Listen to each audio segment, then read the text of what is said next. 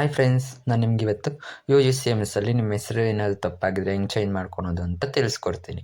First UUCMSನ open ಮಾಡ್ಕೊಳ್ಳಿ. ಕ್ರೋಮ್ಗೆ ಹೋಗಿ UUCMSನ open ಮಾಡಿಕೊಂಡು ಅದ್ರ ಮೇಲೆ ಕ್ಲಿಕ್ ಮಾಡಿದರೆ ಈ ಥರ ಇಂಟರ್ಫೇಸ್ ಬರುತ್ತೆ. ಇಲ್ಲಿ ಯೂಸರ್ ನೇಮು ಮತ್ತು ಪಾಸ್ವರ್ಡ್ ಎಂಟರ್ ಮಾಡಿ ನಿಮ್ಮ ಅಕೌಂಟ್ನ ಕ್ರಿಯೇಟ್ ಮಾಡ್ಕೊಳ್ಳಿ.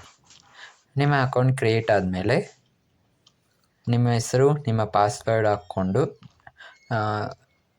ನಿಮ್ಮ ಅಕೌಂಟ್ನ ಓಪನ್ ಮಾಡ್ಕೊಳ್ಳಿ.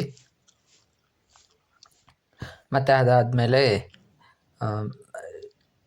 ಮ್ಯಾನೇಜ್ ಪ್ರೊಫೈಲ್ಗೆ ಹೋಗಿ ಅಲ್ಲಿ ರಿವ್ಯಾಲಿಡೇಟ್ ಆಧಾರ್ ಅಂತ ಬರುತ್ತೆ. ಅದ್ರ ಮೇಲೆ ಕ್ಲಿಕ್ ಮಾಡಿಕೊಂಡು ನಿಮ್ಮ ಹೆಸರು ಆಧಾರ್ ಕಾರ್ಡಲ್ಲಿ ಹೆಂಗಿರುತ್ತೋ ಹಂಗೆ ಹಾಕ್ಕೊಂಡು ಮೊಬೈಲ್ ನಂಬರ್ ಯಾವ್ದು ಲಿಂಕ್ ಆಗಿರುತ್ತೋ ಅದನ್ನು ಹಾಕ್ಕೊಂಡು ಅಲ್ಲಿ ಕ್ಲಿಕ್ ಮಾಡಿದರೆ ಈ ಥರ ಇಂಟರ್ಫೇಸ್ ಓಪನ್ ಆಗುತ್ತೆ. ಮತ್ತು ಇಲ್ಲಿ ಬಂದು ನಿಮ್ಮ ಆಧಾರ್ ಕಾರ್ಡು ನಂಬರ್ ಹಾಕ್ಕೊಂಡು ನಿಮ್ಮ ಹೆಸ್ರು ಹಾಕ್ಕೊಂಡು ಓಕೆ ಕೊಟ್ಟರೆ ಈ ಥರ